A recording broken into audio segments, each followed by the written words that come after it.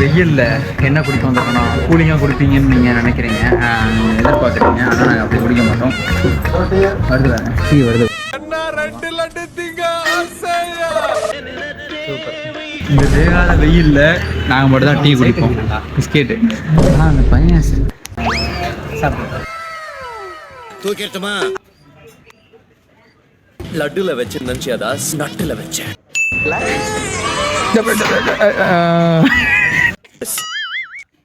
என்ன இது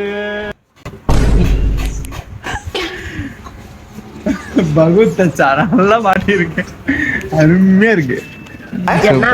எனக்கு